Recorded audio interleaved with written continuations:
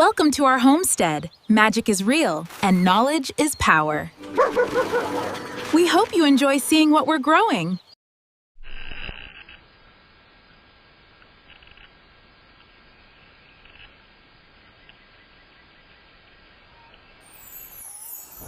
I just want to walk you through what you would be seeing right now after I actually adjust this camera's position on my chest. It's like right under my chin. I'm trying to find the sweet spot of how I can film. You see what I see, and I'm not blocking too much. I'm getting a little better. So this here is just me moving the stick. This branch fell. It was a storm for the last 3 days. A lot of the land is really wet and soggy. So some of the branches fall down during the rainstorm we had last night, and that's just me picking up one of the larger ones. You see the smaller ones down here. And now I'm just like walking back over towards the path, and I look down and I start looking, trying to be mindful of the camera, looking at the path. And now I'm walking over towards the greenhouse. Looking around, seeing everything is cool. I'm happy that not too many branches fell here. It makes me feel a little bit more secure because, as you know, my greenhouse is within the trees, and I wouldn't want any large branches dropping down on it, around it, or anywhere near me while I'm in that area. So checking around. Now we're here with the red wiggler worms, and they are in here because I began my worm farm. So this is the first colony of worms that I'm starting with. Not sure if you would call them a colony or a bundle, however you would call them.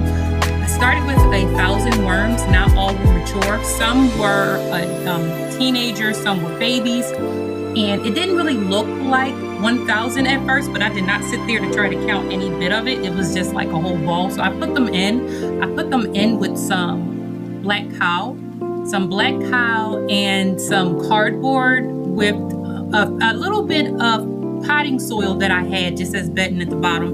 But that was mainly because I was creating like a pre-compost for the worms' new bedding.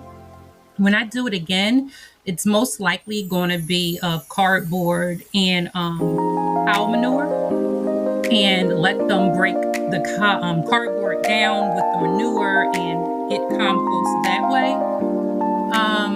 I'll be grinding in shells and all of that soon, but they don't need that now. And I'm really just showing you now how it's making beautiful compost. That's what I'm collecting in this pot. You see the yellow there, the little ball, that is an egg. The adults lay the eggs and create the cocoons for more worms to come out. And I'm just kind of sifting through with my fingers to take some of the compost out. And I am seeing some eggs, and I'm dropping the eggs back inside.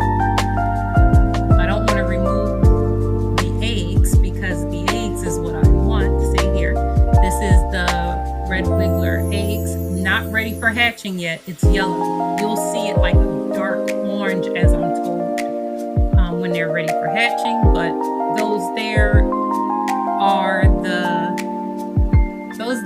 the eggs for the red wiggler worms. So I'm still sifting through. I'm not going to fill this entire pot. I'm pretty much just running through it and seeing how much I can actually get without disturbing the worms. Within this time, Ella is outside running around.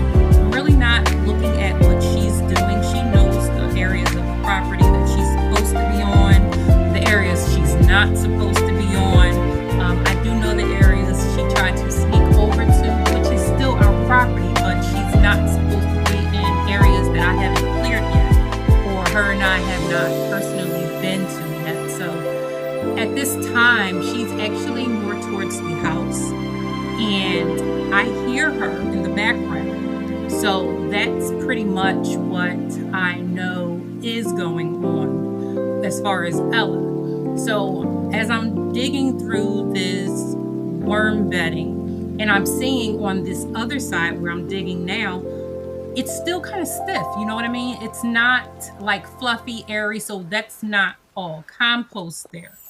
Not the ones from the worm casting. So they're not finished there. So they're in that area right there eating over in that side. So the right side where I first started, they pretty much ate down on that side. So now they're on the left side and they're pretty much all attacking on that side. So by the time they get finished with this other side, it'll be time for me to pick up the other planter, stack it on top, put the bedding and food inside of it, make sure the holes are large enough at the bottom, and make sure there are many of them so I can stack it right on top, and the worms that are inside of this one will crawl up to the ones inside of the second one that I will be stacking on it.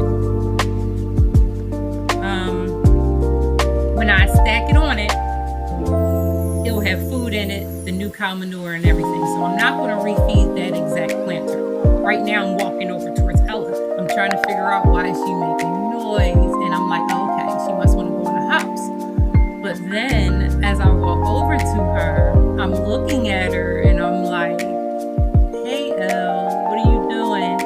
And I see her look in the house and then she turns her head. So I noticed a few of my neighbors' children and grandchildren are walking, and they have their adult goats now. Last time I saw these goats, they were babies, but they have their 2 adult goats now, and Ella noticed them, and I felt like Ella knew not to run over there, but I was wrong. And as my neighbor's daughter was speaking with me, Ella wanted to run up to see the goats. Now, Ella had met these goats before, but they were babies, not this tall. So it's been a while. So I'm trying to get Ella back. She's very playful, but I still have to tell her to get back because she will just keep playing all the way through. Little lady, what you doing? So I was just speaking to my neighbor a little bit, and she was telling me that she appreciated me looking out for her mom, and I was just saying, like, of course. She's my neighbor, always here. Oh, I don't have my keys. DEANNA and Ella thanks you for watching and wants you to know that Ella likes meaty snacks, words of encouragement, and cheese. All different kinds of cheese. Please like, subscribe, and share. Thank you.